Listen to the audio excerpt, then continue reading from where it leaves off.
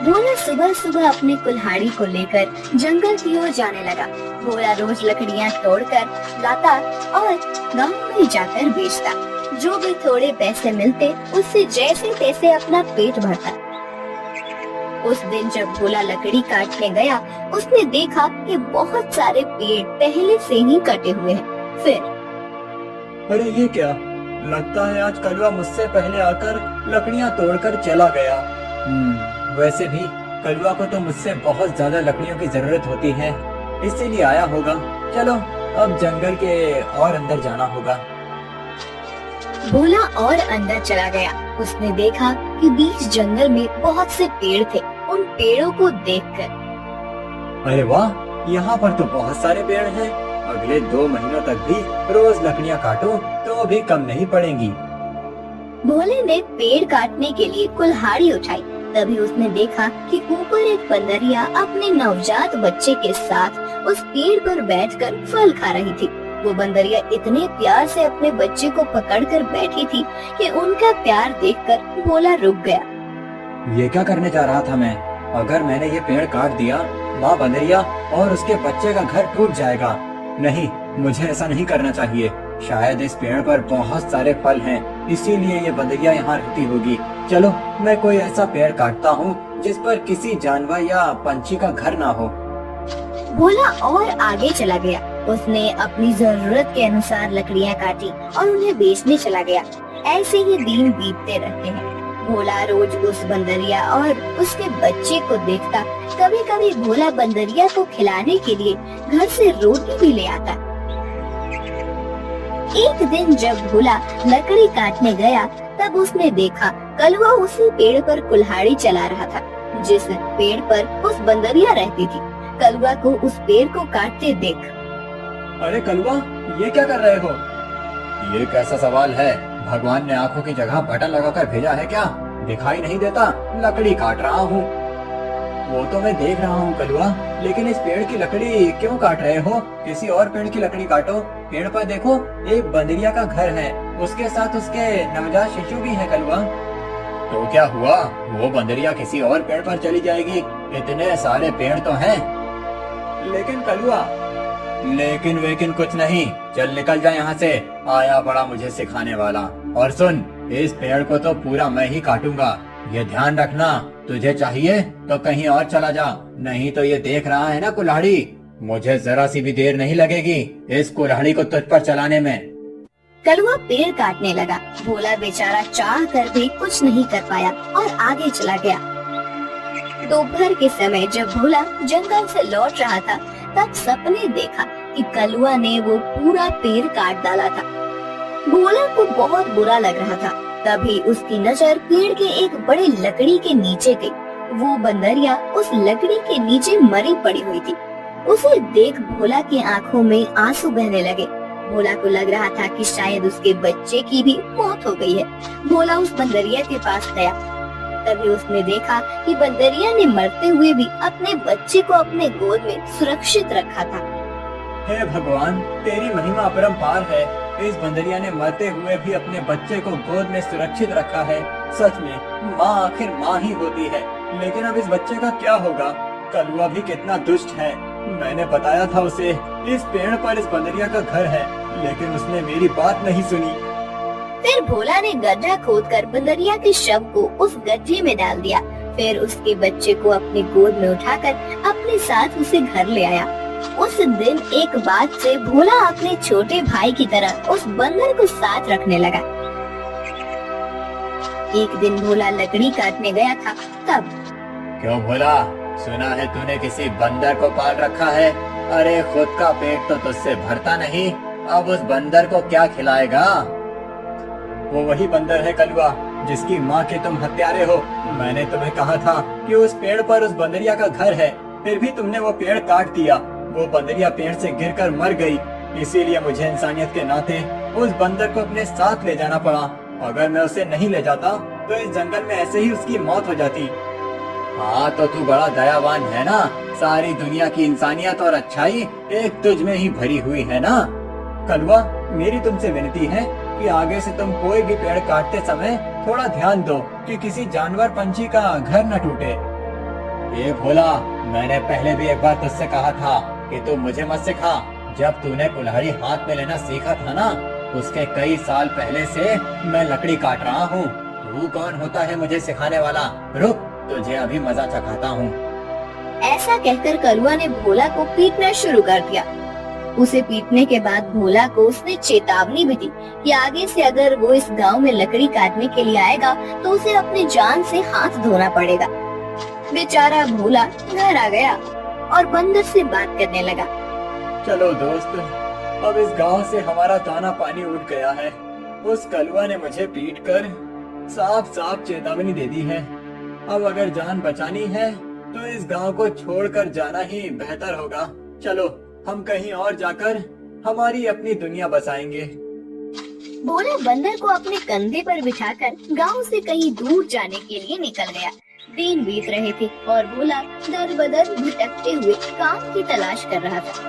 ना तो उसे काम मिल रहा था और ना उसके रहने का कोई ठिकाना था। जैसे तैसे अपने लिए और बंदर के लिए वो एक वक्त का खाना जुटा पा रहा था। एक दिन ऐसे ही वो थक कर एक पेड़ के नीचे बैठा हुआ था। बंदर उसकी गोद में सोया हुआ था। तभी वहाँ एक योगी बाबा आए। प्रणाम योगी बाबा। कल्याण हो पुत्र। एक बात बताओ, तुम इस बंदर को ऐसे गोद में लेकर क्यों बैठे हो? बाबा, इसने अपनी माँ को खो दिया है। इसका इस दुनिया में कोई नहीं है, इसीलिए मैं इसे अपने साथ अपने घर ले आया था। लेकिन हमारे गांव के एक गुंडे की वजह से मुझे गांव छोड़ना पड़ा।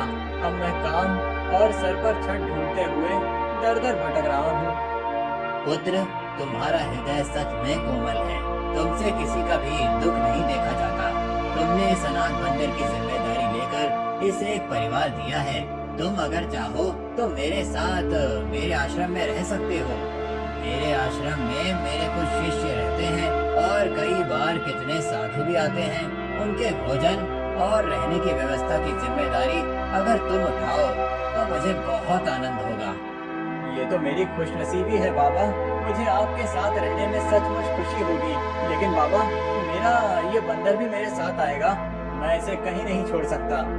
हाँ पुत्र, तुम इसके साथ आ सकते हो। भोला बाबा के साथ उनके आश्रम चला गया। भोला अब योगी बाबा के आश्रम में सफाई, भोजन व्यवस्था, हवन की सामग्री ले आना, बाबा जी के शिष्यों की सहायता करना, ऐसे सारे काम करने लगा। भोला का बंदर हमेशा उसके साथ रहता था। योगी बाबा भोला का काम और उसकी काम के प्रति निष्ठा देखकर खुश थे। बाबा हमेशा अपने बाकी शिष्य और साधुओं से भोला की तारीफ करते थे।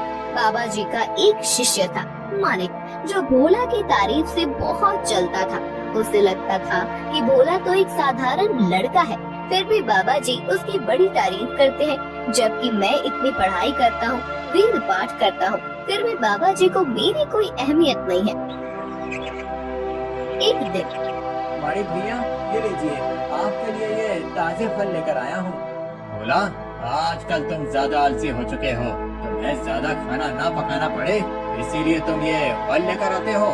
ऐसी बात नहीं है भैया, वो बाबूजी ने आज सबको फलहार करने को कहा है, इसीलिए मैं फल लेकर आया था। भोला बात कर ही रहा था कि तभी उसका दोस्त बंदर आया और उसने मानिक के फल खा लिए। अरे अरे, ये क्या? अरे संभालो तुम्हारे इस बंदर को। पूरे आश्रम को सर पर उठाकर रखा है। ये बंदर मेरे फल खा गया। भोला, अभी के अभी इस बंदर को भगाओ इस आश्रम से, नहीं तो मैं योगी बाबा से इसकी शिकायत करूंगा। मानिक भैया, मैं आपसे माफी मांगता हूँ और आपके लिए और फल लेकर आता हूँ, लेकिन मेरे इस भाई को मैं अपने से अलग नहीं कर सकता। मानिक को भोला पर बहुत गुस्सा आया। उसने योगी बाबा से भोला की शिकायत की, लेकिन बाबा जी ने भोला का पक्ष लेकर मानिक को ही सुना दिया और ध्यान मग्न हो गए। आज तो हद हो गई। इसकी वजह से गुरुजी ने मुझे डांटा। इसका कुछ करना ही पड़ेगा, लेकिन इस तरह कि मेरा नाम कहीं न जाए और इसकी छुट्टी हो जाए। कुछ दिन के बाद योगी बाबा को उस गांव के राजा ने अपने राजमहल में आने का आमंत्रण दिया। योगी बाबा अपने शिष्यों के साथ भोला को लेकर राजमहल चले गए। राजा ने उनकी बड़ी आओ भगत की। 2 दिन राजमहल में रहने के बाद सब आश्रम लौट गए। फिर 2 दिन के बाद राजा अपने कुछ दास और प्रधान के साथ आश्रम आए। क्षमा करें बाबूजी, यहाँ आकर आपको कष्ट दे रहा हूँ, लेकिन बात ही ऐसी है कि मुझे स्वयं आपकी भेंट लेने आना पड़ा। कोई बात नहीं, आपके आने का कारण बताइए। समझ नहीं आ रहा कैसे कहूँ बाबूजी, 2 दिनों से हमारी महारानी का नवलखा हार कहीं गुम हो गया है। समझ नहीं आ रहा कि कहाँ गायब हो गया। साफ साफ बताइए कि आप क्या कहना चाहते हैं। क्या हमारे जाने के बाद से वो हार गुम हुआ है? सच कहूँ तो हाँ, मतलब हम में से किसी ने वो हार चुराया है, ऐसा कहना है आपका? नहीं बाबूजी, मैं आप पर शक करने का पाप नहीं कर सकता, लेकिन महारानी की वजह से मुझे यहाँ पर आना पड़ा। महाराज, आपके यहाँ आने की वजह से मुझे कोई आपत्ति नहीं हुई, लेकिन मैं अपने सारे शिष्यों को अच्छे से जानता हूँ। मेरे शिष्यों में से कोई भी चोरी जैसा पाप नहीं कर सकता। फिर भी अगर आपको तसल्ली ना हो तो आप सबकी तलाश ले सकते हैं। राजा के साथ आए हुए दासों ने सबकी तलाशी ली। तब उन्हें भोला की झोली में वो 9 लाख हार छुपाया हुआ मिला। वो भोला को पकड़कर ले गए। छोड़ो मुझे, मैंने कुछ नहीं किया है। बाबूजी, मैं सच कह रहा हूँ, मैंने चोरी नहीं की। भोला, तुमने चोरी की है? मैं सोच भी नहीं सकता था कि तुम इतनी गिरी हुई हरकत कर सकते हो। नहीं नहीं मालिक भैया, मैं सच कह रहा हूँ, मैंने कुछ नहीं किया। मैंने उस हार को देखा भी नहीं था। बाबूजी, ये लड़का रंगे हाथों पकड़ा गया है। अब मैं कुछ नहीं कर सकता। मुझे इसे सजा दिलाने के लिए महल लेकर जाना होगा। बाबूजी, मुझे बचा लीजिए, मैंने सच में कुछ नहीं किया। आप मुझे जानते हैं, मैं चोरी के बारे में सोच भी नहीं सकता। बुरे से बुरे वक्त में भी मैंने चोरी नहीं की, तो अब क्या करूँगा? मेरा विश्वास कीजिए। राजा के दास भोला को ले जाने लगे। तभी उनके पीछे से आवाज आई। रुकिए, मेरे भाई ने चोरी नहीं की है। सबने पीछे मुड़कर देखा। भोला का बंदर पीछे खड़ा होकर बोल रहा था। महाराज, मेरे भाई ने चोरी नहीं की है। ये हार किसी ने जानबूझकर उसके झोले में डाला है। ये क्या, एक बोलने वाला बंदर? हाँ, मैं एक बोलने वाला बंदर हूँ। मेरे बचपन से लेकर भाई मुझसे बात करते आए हैं। ये रोज मुझसे ढेर सारी बातें करते हैं। उन्हें बोलते हुए देख और उनकी बातें सुनकर ही मैंने बोलना सीखा है। मैं दावे के साथ कह सकता हूँ, मेरे भाई ने चोरी नहीं की है। अच्छा, तो तुम दावे के साथ कह रहे हो, तो तुम्हें ये भी पता होगा कि ये हार जानबूझकर इसकी झोली में किसने डाला? हाँ, मुझे पता है। इस माणिक ने मेरे भाई के झोले में वो हार डाल दिया था। क्या तुम सच बोल रहे हो? नहीं नहीं बाबूजी, ये झूठ बोल रहा है। मैंने सच में चोरी नहीं की है। तुम्हारी लड़खड़ाती हुई जुबान ने सब सच कह दिया है माणिक। मैं कभी सोच ही नहीं सकता था कि तुम ऐसा करोगे। सच सच बताओ, तुमने चोरी क्यों की? और उसका इल्जाम बेचारे भोला पर डालकर क्या करना चाहते थे तुम? माणिक ने अपनी जलन के बारे में सब सच सच बाबा जी को बता दिया। महारानी के हार की चोरी के जुर्म में माणिक को पकड़ लिया गया। फिर भोला, तुम्हारा ये बंदर सच में बड़े काम का है। ये हमारे राज्य की बड़ी मदद कर सकता है। मैं चाहता हूँ कि तुम इसके साथ हमारे राज्य के गुप्तचर बन जाओ और हमारे शत्रुओं की गतिविधियों पर नजर रखो। इस बंदर पर किसी को शक नहीं होगा और तुम आसानी से सब पर नजर रख पाओगे। इस काम के बदले में तुम्हें बहुत धन दिया जाएगा। राजा जी की बात भोला को सही लगी। योगी जी ने उसमें हामी भरी। भोला अब राज्य का पहला ऐसा गुप्तचर बन गया जिसका साथी एक बंदर था।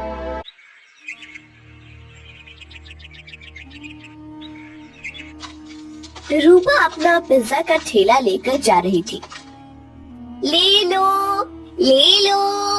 गरम पिज्जा ले लो, वेज पिज्जा, चीज पिज्जा ले लो। बहुत दिनों से रूपा का पिज्जा का धंधा कुछ ठीक से नहीं चल रहा था। ग्राहक उसके ठेले के पास से गुजरते थे, लेकिन पिज्जा खरीदने के लिए नहीं रुकते थे। तभी वहाँ रूपा के पिता की उम्र का किशोरी लाल आया। किशोरी लाल सीटी बजाते हुए, अरे वाह, आज तो लगता है मेरे नसीब बहुत जोरों पर है। सुबह सुबह चिकनी चमेली के दर्शन हो गए। मेरा रास्ता छोड़िए। अरे रास्ता छोड़े मेरे दुश्मन। हम दोनों के तो रास्ते जल्दी ही एक होने वाले हैं और तुम बोल रही हो कि रास्ता छोड़ दो। ये ठीक नहीं है डार्लिंग। अच्छा, तुम्हें डार्लिंग कहूंगा तो चलेगा ना? वो क्या है ना, मैंने सुना है कि आजकल की लड़कियां को डार्लिंग, जानू, बच्चा, ऐसे सब सुनना अच्छा लगता है। तुम बताओ मैं तुम्हें क्या कहकर पुकारूं? कोई जरूरत नहीं है मुझे किसी भी नाम से पुकारने की, जाने दीजिए मुझे। रूपा रास्ता बदलकर जाने लगी। तभी किशोरी लाल ने रूपा का हाथ पकड़ लिया। छोड़ो मेरा हाथ, छोड़ो। अपनी बेटी की उम्र की लड़की का हाथ पकड़ने में शर्म नहीं आती तुम्हें किशोरी लाल? किशोरी लाल नहीं, सुनिए जी कहकर बुलाओ मुझे, और मुझे शर्माने की जरूरत नहीं है। शादी होने वाली है हमारी। तुम्हारे उस जुआरी बाप ने मुझसे कर्जा लिया था, कर्जा नहीं चुका पाया, इसलिए अपना घर उसने मेरे नाम पर दिया। ये तो मेरी रहमत समझो कि मैंने तुम लोगों को घर से बाहर नहीं निकाला। ये करके भी वो रुका नहीं, फिर से जुआ खेलने के लिए मुझसे पैसे लिए और कहा कि अगर पैसे नहीं चुका पाया तो मेरी बेटी से शादी कर लेना। अब एक तो तुम्हारे बाप को कहो कि मेरे पैसे लौटाए, नहीं तो तुम मुझसे शादी करने के लिए तैयार हो जाओ। रूपा मायूस होकर घर चली आई। उसने अपनी माँ भारती को रोते हुए सब बात बता दी। तभी रूपा के पिता, अरे सही तो कह रहे थे सेठ, तुम्हारे तो नसीब खुल गए हैं कि इतने अमीर आदमी से तुम्हारी शादी होगी।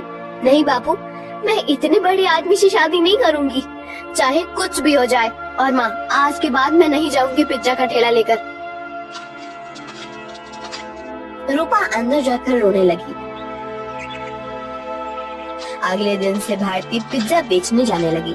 कुछ दिन हो गए, लेकिन फिर भी जितनी जरूरत थी उतना धंधा नहीं हो रहा था। भारती बहुत परेशान हो गई थी। दिन भर पूरे गांव में घूमने के बाद रात को भारती घर जा रही थी। वो एक जगह पर बैठ गई।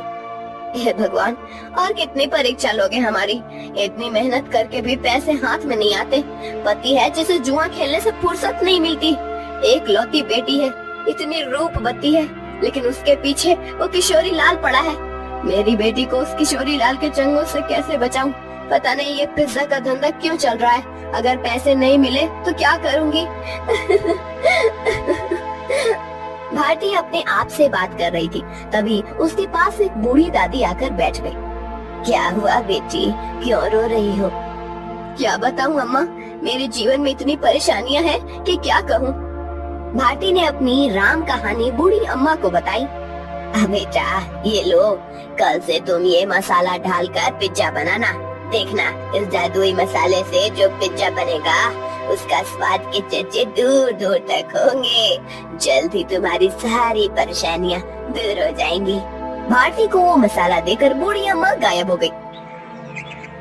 अगले दिन भारती ने उस जादुई मसाले से पिज्जा बनाया। अरे वाह माँ, आज तो पिज्जा की खुशबू बहुत अच्छी आ रही है। मैं एक खाकर देखूं? वाह माँ, ये तो सच में बहुत अच्छा बना है। कैसे बनाया तुमने ये? इसमें कुछ अलग डाला है क्या तुमने? हाँ, कल रात को ये थक कर उस पुराने खंडर के पास बैठी थी, तभी वहाँ एक बूढ़ी अम्मा आई थी। मैं बहुत परेशान होकर रो रही थी। तभी उन्होंने मुझे मेरे रोने का कारण पूछा। जब मैंने उन्हें हमारे बारे में सब सच बताया, तब उन्होंने मुझे ये मसाला दिया और कहा कि इसमें पिज्जा में डालकर पिज्जा बनाऊंगी तो पिज्जा का स्वाद बढ़ जाएगा।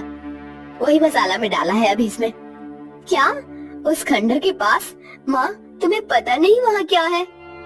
तुम इतनी डर क्यों रही हो? ऐसा क्या है वहाँ पर? अरे माँ, कहते हैं कि वहाँ पर एक बूढ़ी का भूत रहता है। तुम्हें जो बूढ़ी अम्मा मिली थी, कहीं वो वही भूत तो नहीं थी? ये क्या बोल रही हो तुम बेटा? कल मेरी मुलाकात एक भूत से हुई थी, लेकिन उसे देखकर ऐसा लग तो नहीं रहा था। लेकिन माँ, ये तो सोचो कि कोई सामान्य औरत तुम्हें जादुई मसाला कैसे देगी? हो ना हो वो जरूर कोई भूत ही होगी। अब वो कोई भी हो, क्या फर्क पड़ता है? अगर उसके इस मसाले की वजह से हमारे पिज्जा की बिक्री बढ़ गई तो अच्छी ही है ना। सोचो, हम उस किशोरी लाल के सारे पैसे चुका देंगे तो उसे तुम्हारा पीछा छोड़ना होगा। हाँ, ये बात तो है। सिर्फ एक बात याद रखना, किसी को कानो कान खबर ना हो कि हमें किसी भूतनी ने जादुई मसाला दिया था। भारती अपना ठेला लेकर निकल पड़ी। जादुई पिज्जा की महक पूरे गांव में फैल रही थी। और भारती, आज तो बहुत बढ़िया खुशबू आ रही है तुम्हारे ठेले से। जरा एक दो पिज्जा खिलाओ तो। भारती ने लालचंद को गर्मा गर्म पिज्जा सॉस के साथ दिया। लालचंद पिज्जा खाने लगा। अरे वाह, क्या स्वाद है, वाह वाह, मजा आ गया। भारती, क्या खूब पिज्जा बनाया है, आज तुमने सच में दिल खुश हो गया। वैसे तो मुझे ये पिज्जा कुछ खास पसंद नहीं है, ये तो सारे नए जमाने के चोचले हैं, लेकिन उसकी सुगंध इतनी अच्छी आ रही थी कि मेरा जी मचल गया। ओह, ये लो पैसे, और एक काम करो, 4 पिज्जा पैक करके देना, घर पर ले जाता हूँ, बच्चों को बहुत पसंद आया। लालचंद की आवाज सुनकर कुछ और लोग वहाँ आ गए और पिज्जा खरीदने लगे। भारती बहुत ज्यादा खुश हो गई, क्योंकि आज उसकी बोनी ही एकदम बढ़िया हो गई थी। कुछ देर के बाद भारती गांव से होकर कॉलेज पर चली गई। कॉलेज के बहुत सारे बच्चों ने पिज्जा खरीदा। दोपहर तक सारे पिज्जा खत्म हो गए। भारती घर आ गई। माँ, इतनी जल्दी आ गई आज? अरे पूछो ही मत, आज तो गजब हो गया, सच में उस मसाले ने तो कमाल कर दिया। जब मैं यहाँ से निकली, थोड़ी दूर पर लालचंद सेठ मिल गए। पिज्जा की खुशबू से खींचे चले आए। 2-3 पिज्जा खा लिए उन्होंने और 4 पैक करके घर ले गए। इतनी तारीफ कर रहे थे पिज्जा की, क्या ही बताऊं। उनकी आवाज सुनकर कुछ और गांव वाले आए और उन्होंने भी पिज्जा खरीद लिया। आज तो बहुत अच्छी बोनी हो गई थी। फिर मैं कॉलेज पर चली गई। वहाँ भी बच्चों की खाने की छुट्टी हुई थी, क्या कहते हैं उसे, हाँ, रिसेस। बहुत से बच्चे बाहर आए और पिज्जा लेकर चले गए। सारे पिज्जा खत्म हो गए। अरे वाह, मतलब भूतनी ने दिए हुए मसाले ने आपका काम कर दिया। माँ, अगर रोज ऐसे ही पिज्जा की बिक्री होने लगी तो बहुत जल्द हम सारा कर्जा चुका देंगे। हाँ बेटा, ऐसा ही होगा। एक दिन, रूपा, मैं सोच रही हूँ कि मैं दोपहर को घर आ जाती हूँ। बाद में पूरा टाइम मैं खाली बैठ रहती हूँ, तो क्यों न शाम के समय भी पिज्जा का ठेला लगाना शुरू कर दूँ। लेकिन माँ, तुम कितना काम करती हो, शाम को भी काम करोगी तो थक नहीं जाओगी? थक तो जाऊंगी, लेकिन सोचो मुनाफा भी तो दुगना हो जाएगा। अगले दिन से भारती शाम के समय भी जादुई पिज्जा का ठेला लगाने लगी। उसे दुगना मुनाफा होने लगा। कुछ दिनों में भारती के पास बहुत सारे पैसे जमा हो गए। एक दिन वो कर्ज के सारे पैसे लेकर किशोरी लाल के कोठी पर चली गई। आओ भारती, आज सुबह सुबह मेरी कोठी पर, लगता है शादी की बात करने आई हो। किशोरी लाल, मैं पागल नहीं हूँ जो मेरी रूपवती बेटी का हाथ उसके बाप की उम्र के आदमी के हाथ में दे दूं। बिल्कुल, तुम पर ही गई है तुम्हारी बेटी। कुछ दिन पहले वो भी यही कह रही थी, लेकिन शायद तुम दोनों को अभी तक समझ नहीं आया है कि रमेश ने ही मुझसे वादा किया है कि अगर उसने लिए हुए कर्जे को वो चुका नहीं पाया तो वो रूपा का हाथ मेरे हाथ में दे देगा, और तुम लोग तो मुझे पैसे वापस करने से रहे। तो तुम्हारे पास चारा ही क्या है? अपने सपनों से बाहर आओ किशोरी लाल। कहीं ये कांच का सपना टूट गया तो उस टूटी हुई कांच के टुकड़े आँखों में चुभ जाएंगे और आँखों से खून बहने लगेगा। ये लो, मैं पैसे लेकर आई हूँ, तुम्हारा सारा कर्जा सूद समेत लौटा रही हूँ। क्या? कैसे? वो भी इतने सारे पैसे आए कैसे तुम्हारे पास? ये ले तेरे पैसे, और आगे से मेरे दरवाजे पर आने की जरूरत मत करना। और हाँ, मेरी बेटी को आंख उठाकर भी मत देखना आज के बाद। भारती किशोरी लाल के कोठी से चली गई। किशोरी लाल अपने कंप्यूटर के सामने बैठकर स्टॉक एक्सचेंज में ट्रेड करने लगा। कुछ दिनों के बाद भारती को कॉलेज के कैंटीन में पिज्जा बनाने का काम मिल गया। उसने अब पिज्जा का ढाबा शुरू कर दिया था। दोपहर में भारती कॉलेज के कैंटीन में काम करती थी और शाम को रूपा के साथ मिलकर अपना पिज्जा ढाबा चलाती थी। एक दिन किशोरी लाल की कोठी पर, पापा, आप ऐसे सर पर हाथ रखकर क्यों बैठे हैं? क्या बताऊं बेटी, कुछ दिनों से शेयर्स लगातार गिर रहे हैं, मुझे बहुत बड़ा लॉस हो गया है। क्या? तो अब आप क्या करेंगे? आप अब क्या, जितना भी पैसा बचा है उसे भी लगा देता हूँ। अगर 2 दिनों में शेयर्स ऊपर चले गए तो डूबे हुए सारे पैसे वापस मिल जाएंगे। लेकिन अगर ऊपर नहीं गए तो? शुभ शुभ बोल कर हुई। एक तो मैं पहले ही इतने टेंशन में हूँ और तू ऐसी बातें कर रही है। जा अब यहाँ से। 3 दिन बीत गए लेकिन शेयर मार्केट ऊपर नहीं आया। किशोरी लाल के बच्चे खुचे पैसे भी डूब गए। उसे अपनी कोठी भी बेचनी पड़ी। अब किशोरी लाल रास्ते पर आ गया था। किशोरी लाल को लॉस से इतना धक्का लगा कि उसकी हालत बहुत खराब हो गई और उसने बिस्तर पकड़ लिया। घर की जिम्मेदारी अब शीतल पर आ गई। गांव में ही एक छोटे से टूटे फूटे घर में दोनों रहने लगे। 3 महीने के बाद, पापा ये लीजिए, दवाई पी लीजिए। बेटा, दवाई के लिए पैसे कहाँ से आए तुम्हारे पास? पापा, मैं एक जगह करती हूँ, उससे जो पैसे आते हैं उसी में दवाई लेकर आई हूँ। और पापा, मैंने इस घर का किराया भी दे दिया है और खाने के लिए राशन भी भर दिया है। अब आप सो जाइए, मुझे काम पर जाना है।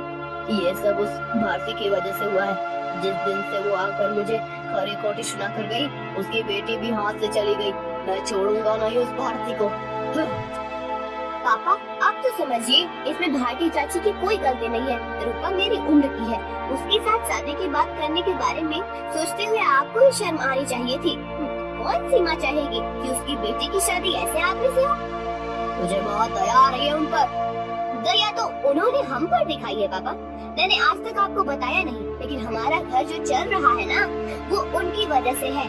मैं भारती चाची के ढाबे पर ही काम करती हूँ। क्या सच? हाँ पापा, आपने उनके साथ इतना बुरा किया, उनका घर ले लिया, फिर भी उन्होंने हमारे बुरे वक्त में हमें सहारा दिया है। किशोरी लाल शीतल की बात सुनकर हक्का बक्का रह गया। उसने भारती को घर बुलाकर माफी मांगी। रूपा से बदतमीजी करने के लिए रूपा से भी माफी मांगी। शीतल भारती के साथ काम करते हुए पैसे कमाने लगी और धीरे धीरे उनकी भी जिंदगी सुधर गई।